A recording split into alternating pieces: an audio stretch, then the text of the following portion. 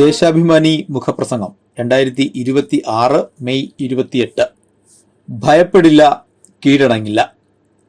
ഇന്ത്യയിലെ കമ്മ്യൂണിസ്റ്റ് പ്രസ്ഥാനത്തെ പിറവിക്ക് മുൻപേ കഴുത്തു ഞെരിച്ചു കൊല്ലാൻ നോക്കിയതാണ് ബ്രിട്ടീഷ് കൊളോണിയൽ ഭരണകൂടം.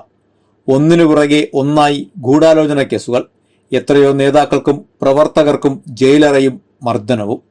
1920കളിൽ പെഷാവർ, മീററ്റ്, കാൺപൂർ തുടങ്ങിയ ഗൂഢാലോചന കേസുകളിലൂടെ കമ്മ്യൂണിസ്റ്റ് പ്രസ്ഥാനത്തിന്റെ അന്ത്യം കുറിക്കാൻ ലക്ഷ്യമിട്ട ബ്രിട്ടീഷ് കൊളോണിയൽ ശക്തികൾക്ക് പോലും തൊഴിലാളി വർഗ പ്രസ്ഥാനത്തിന്റെ പോരാട്ട വീര്യത്തിൽ അടിയറവ് പറയേണ്ടി വന്നു. സ്വാതന്ത്ര്യ സമര പോരാട്ടത്തെ മുന്നിൽ നിന്ന് നയിച്ച കമ്മ്യൂണിസ്റ്റ് നേതാക്കൾക്കെതിരെയുള്ള വേട്ട ഇന്ത്യ കൊളോണിയൽ നുഖത്തിൽ നിന്ന് മോചിതരായിട്ടും നിരന്തരം തുടർന്നു. ബ്രിട്ടീഷ് കാലത്തെന്ന പോലെ സ്വാതന്ത്ര്യാനന്തര കാലത്തും നിരോധനങ്ങളും അടിച്ചമർത്തലുകളും ആവർത്തിക്കപ്പെട്ടു. തടവറയിൽ കൊല്ലപ്പെട്ടവരെത്ര, പോലീസിന്റെയും ഗുണ്ടകളുടെയും അതിക്രമത്തിന് ഇരയായവരെത്ര, കള്ളക്കേസിൽ കുടുങ്ങിയവരെത്ര, രക്തസാക്ഷിത്വം വരിച്ചവരെത്ര. 1948 കോൺഗ്രസ് സർക്കാർ അടിച്ചേൽപ്പിച്ച നിരോധനവും അതിനെതിരെയുള്ള ചെറുത്തുനിൽപ്പും തൊഴിലാളികൾക്കും കർഷകർക്കും വേണ്ടി പാർട്ടി നടത്തിയ ഉജ്ജ്വലമായ പോരാട്ടങ്ങളും ഇന്ത്യയുടെ ചരിത്രത്തിലെ ചോര പുരണ്ട അധ്യായങ്ങളാണ്.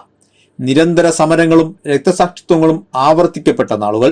അതിനുശേഷം 1962 ചൈനാചാരന്മാരെന്ന് അധിക്ഷേപിച്ച് നടത്തിയ അറസ്റ്റുകളെയും 1970കളുടെ മധ്യത്തിലെ അടിയന്തരാവസ്ഥക്കാലത്തെ അടിച്ചമർത്തലുകളെയും എല്ലാം ജനങ്ങളെ അണിനിരത്തി അതിജീവിച്ച പ്രസ്ഥാനമാണിത്. ഇന്നിതാ കമ്മ്യൂണിസ്റ്റ് പാർട്ടിയുടെ ശക്തി ദുർഗമായ കേരളത്തിലെ അതിന്റെ അമരക്കാരനായ മുൻ മുഖ്യമന്ത്രി പിണറായി വിജയനെ കള്ളക്കേസിൽ കുടുക്കി ഈ പ്രസ്ഥാനത്തെ തന്നെ ദുർബലപ്പെടുത്താനുള്ള ശ്രമത്തിലാണ് RSS നിയന്ത്രണത്തിലുള്ള കേന്ദ്ര സർക്കാർ. അതിനായാണ് കേന്ദ്രം അവരുടെ വേട്ടപ്പട്ടികളായ എൻഫോഴ്സ്മെന്റ് ഡയറക്ടറേറ്റിനെ തുടരഴിച്ചുവിട്ടിരിക്കുന്നത്.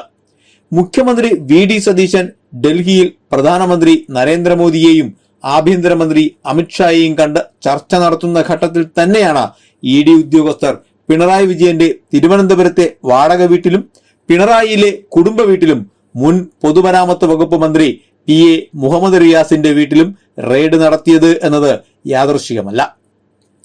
നിയമസഭാ തെരഞ്ഞെടുപ്പ് പ്രചാരണത്തിനിടെ ലോക്സഭാ പ്രതിപക്ഷ നേതാവ് കൂടിയായ രാഹുൽ ഗാന്ധി എന്തുകൊണ്ട് പിണറായി വിജയനെ അറസ്റ്റ് ചെയ്യുന്നില്ലെന്ന് ആവർത്തിച്ച് ചോദിച്ചിരുന്നു. ഇന്ത്യ കൂട്ടായ്മയുടെ നേതാവായ രാഹുൽ ഗാന്ധിയെ നാഷണൽ ഹെറാൾഡ് കേസിൽ ഇതേ എൻഫോഴ്സ്മെന്റ് ഡയറക്ടറേറ്റ് 2022 5 ദിവസം 50 മണിക്കൂർ ചോദ്യം ചെയ്തിരുന്നു എന്നുകൂടി ഓർക്കേണ്ട സന്ദർഭമാണിത്. അതേ കോൺഗ്രസ് തന്നെയാണ് എക്സാലോജിക് കേസിന്റെ പേരിലുള്ള ED അന്വേഷണത്തിന് അരങ്ങൊരുക്കുന്നത്. രജിസ്റ്റർ ചെയ്യുന്ന കേസുകളിൽ 1% പോലും ശിക്ഷിക്കപ്പെടാത്ത ദയനീയ ചരിത്രമുള്ള അന്വേഷണ ഏജൻസിയാണ് ED. RSSന്റെ കൽപ്പന പ്രകാരം രാഷ്ട്രീയ എതിരാളികളെ വരുതിയിലാക്കാൻ BJP സർക്കാർ പറഞ്ഞുവിടുന്ന വേട്ടപ്പട്ടികൾ. മറ്റു ചില രാഷ്ട്രീയ പാർട്ടികളിലെ നേതാക്കൾ EDയും CBIയും ആദായ നികുതി വകുപ്പും കണ്ണുരുട്ടിയാൽ വരുതിക്ക് നിൽക്കും. അങ്ങനെ ED വന്ന് വാതിലിൽ മുട്ടിയാൽ മുട്ടുവിറച്ച് പിറ്റേന്ന് തന്നെ BJPയിൽ അംഗത്വമെടുത്ത കോൺഗ്രസ് നേതാക്കൾ നിരവധിയാണ്. അവരിൽ പലരും BJPയുടെ മുഖ്യമന്ത്രിമാരും MP മാരും കേന്ദ്രമന്ത്രിമാരും വരെയായി.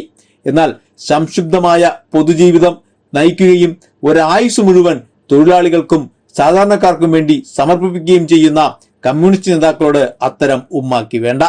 EDയും അവരെ നിയന്ത്രിക്കുന്നവരും ഒരു കാര്യം മനസ്സിലാക്കണം. അഴിമതിക്കേസിൽ അന്വേഷണം ഭയന്ന് വർഗീയതയുടെ പാളയത്തിൽ അഭയം തേടി ഭാഗ്യാന്വേഷണം നടത്തുന്ന കഴുതപ്പുലികളെ പോലും നാണിപ്പിക്കുന്ന കോൺഗ്രസ് നേതാക്കളെ നിങ്ങൾ കണ്ടിട്ടുണ്ടാകും. എന്നാൽ സ്വാതന്ത്ര്യ സമരത്തിന്റെ തീച്ചുളയിൽ പോരാടിയതിന്റെ ഉജ്ജ്വല പാരമ്പര്യമുള്ള കമ്മ്യൂണിസ്റ്റുകാരുടെ പിൻതലമുറക്കാരെ വിരട്ടാൻ ബ്രിട്ടീഷ് ഭരണാധികാരികളുടെ ഷൂ നക്കിയതിന്റെ ചരിത്രമുള്ള BJPക്കാരുടെ കൈവശമുള്ള ആയുധങ്ങൾ മതിയാകില്ല.